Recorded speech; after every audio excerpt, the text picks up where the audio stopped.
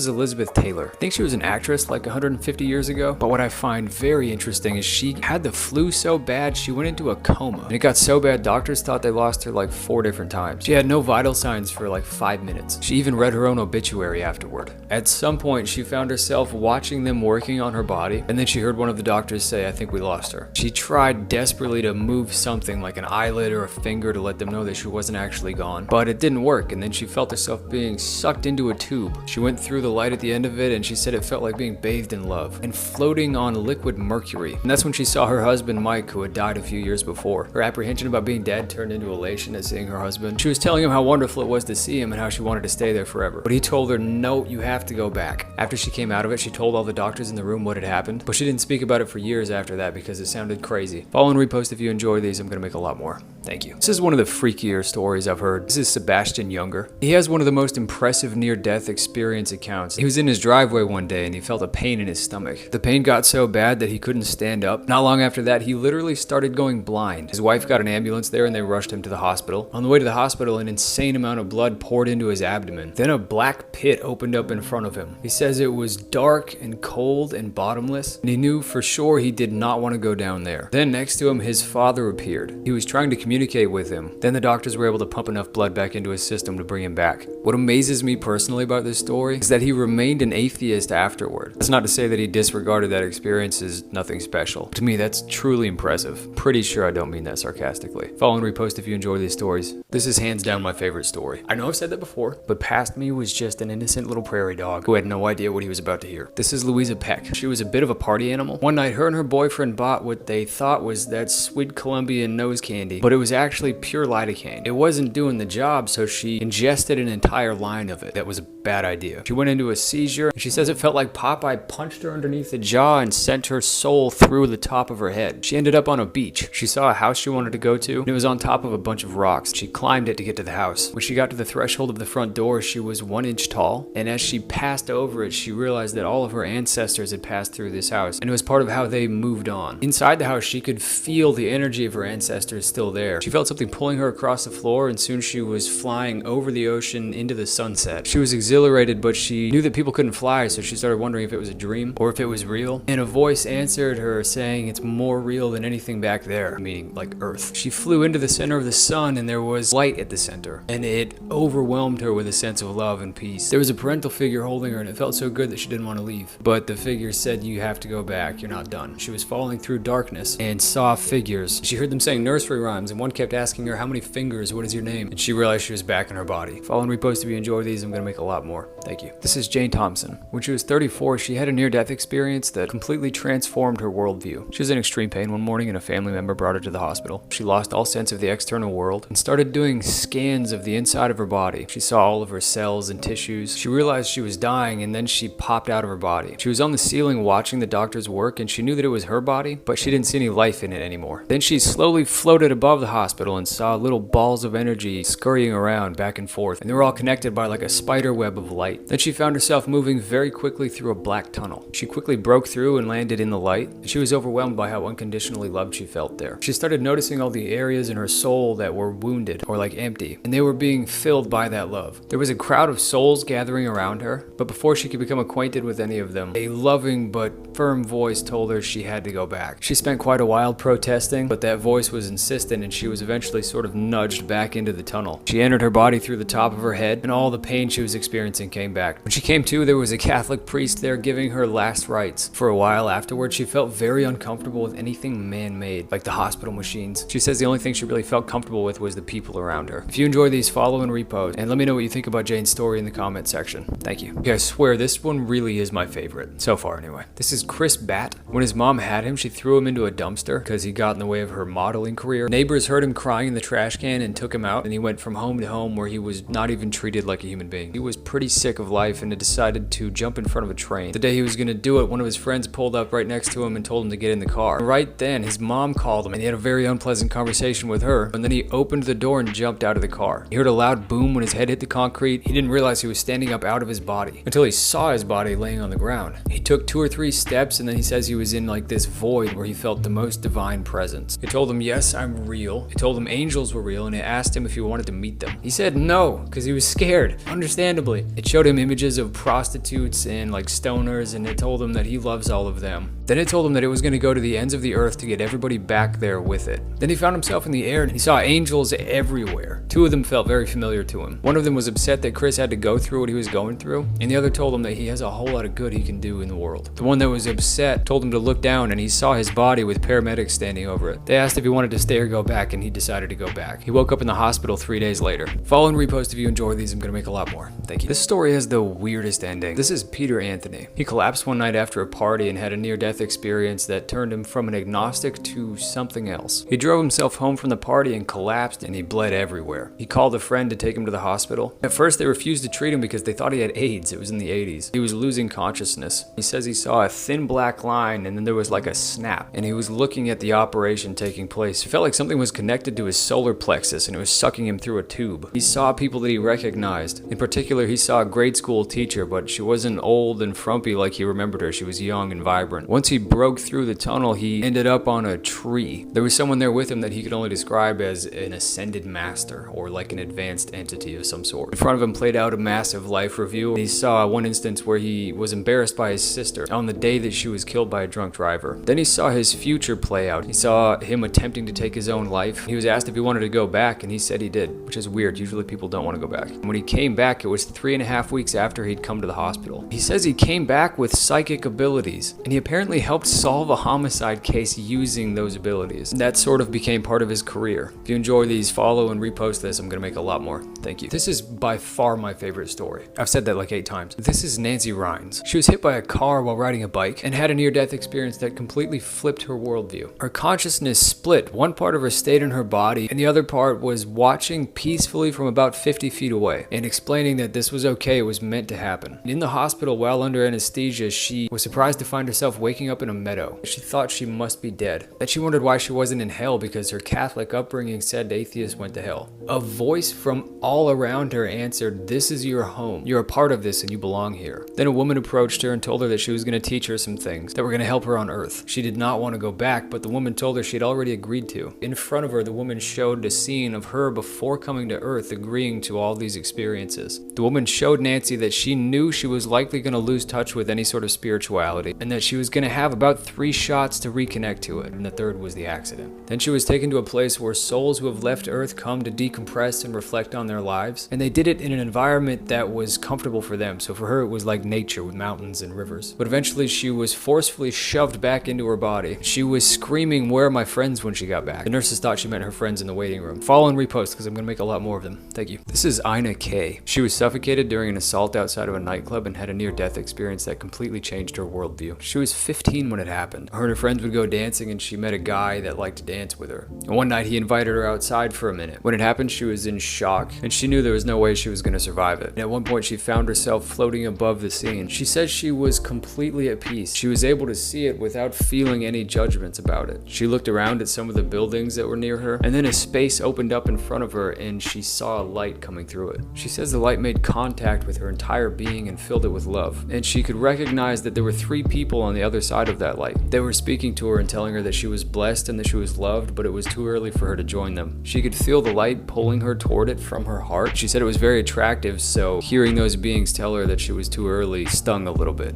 But she went back. Her friends were looking for her and they brought her home, but she didn't talk about her experience for a long time afterward. That one was rough. Like and follow if you enjoy these stories. I'm going to make a lot more. Thank you. This is LauralynnMartin. She had a near-death experience during a routine surgery that might be one of the most beautiful things I've ever read. After being put under, she suddenly found herself at the top of the ceiling watching the doctors struggling to revive her body. She wanted to tell them that she was fine, that she was really enjoying herself. She floated up into a black space where she said she felt no fear, just an overwhelming abundance of love. Then she saw a horizon of white golden light, and it was beckoning her toward it. She entered the light and she felt like every question she could have had was answered. And then she noticed spirits everywhere around her, and one of them was her brother-in-law who had died of cancer. She was overjoyed when she realized it was him. Her brother-in-law guided her through a life review that made her realize she'd been putting achievements in front of people in her life. She was a pretty high-level tennis player. She saw a moment where she made fun of some scrawny kid that had written her a love letter and felt everything that he felt. She had a lot more questions for her brother-in-law, but he just told told her everything is known, you've just forgotten about it. She asked him if she could stay, and he told her that there'd been a mistake and that she wasn't supposed to be there yet. She thought, okay, I'll go back, but I can come back here. Her brother-in-law told her that she couldn't take her own life to come back though. She had to fulfill her earthly obligations. Then she felt herself sucked back through the darkness and slam into her body. Like and follow if you enjoy these stories. I'm gonna make a lot more. This is David Oakford. He OD'd at a party and had a near-death experience that was terrifying, beautiful, and ultimately life-changing. He found himself in his house staring at his body from angles that he was not familiar with. He couldn't find any of his friends, and that terrified him, and he started calling out for help. Nobody came until he asked God for help. Then, he says, a beautiful androgynous being appeared floating by the door to the outside. It told David that it was there to help him. He said he didn't hear the words, it's like he felt them. He said he also felt the peace that he'd been searching for his whole life. He told it that it must have confused him with somebody else. The being laughed and then told David that he was actually a great master and he just forgot about it. But Dave didn't buy it for a second. He always felt like he was pretty much evil. It told him that he'd always been with him. He says it told him things that he'd only thought about. They went to space to look at Earth, and the being told him that each planet has a theme and that spirits practice on other planets to get ready to come to Earth. It told him that God holds Jesus in such high favor because he was the best example of what humans are supposed to do here. Then he met Jesus and he said he couldn't even begin to describe the love that he felt radiating off of him. Then he was directed into a room with spirits who were there to evaluate his progress. They told him he could stay if he wanted to, but he would be prolonging the work that he was destined to do on Earth anyway. Obviously he went back. If you enjoy these stories, follow and repost this. I'm gonna make a lot more. Thank you. This is Bryce Bond. He had an allergic reaction while eating dinner with his friends that led to a pretty cool near-death experience. The last thing he remembers before blacking out was a nurse telling his friends to take him off the desk because he was knocking papers off of it. Then his vision came back, but it was different than before. He saw his body crumbled on the floor. Then he found himself in a long black tunnel and he heard a whooshing sound in his ears, and he was headed toward a really bright light. He felt weightless and noticed that he could breathe again, and when he went through the light, he felt a slight tingling sensation. On the other side of the light, he found himself in the country. He saw people walking in the distance, and he said he saw colors that were outside of the visible spectrum here. Then he heard a bark and saw his old dog Pepe, a black poodle, running toward him. And he was like more real than he was here. Then he looked and saw a man who seemed like he was in his 40s, who looked really familiar, and realized it was his stepfather. His stepfather had been crippled from a disease, but now he was standing tall and had no physical issues. He stepped forward to hug his stepfather, but a voice in his head told him not yet. Then it asked him, what have you learned and who have you helped? He looked along the horizon and saw his grandparents holding hands. His stepdad told him he loved him, and that's when he felt himself being pulled back into his body. The first thing he saw when he was back was a hypodermic needle being plunged into his arm, and he heard someone say, welcome back.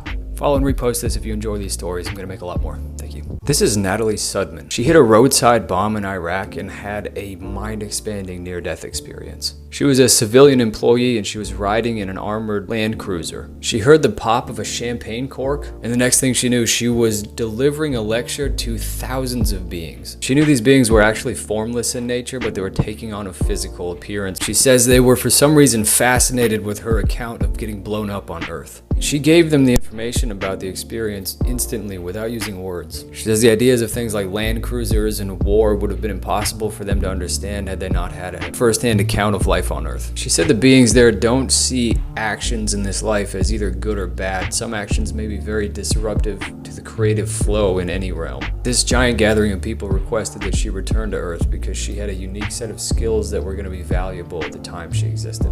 Back in the armored vehicle, she had some pretty severe injuries. Shrapnel everywhere. Some of her teeth had literally been blown through her face, but she recovered and went on to do a pretty amazing work. If you enjoy these stories, follow the channel. I'm going to make a lot more.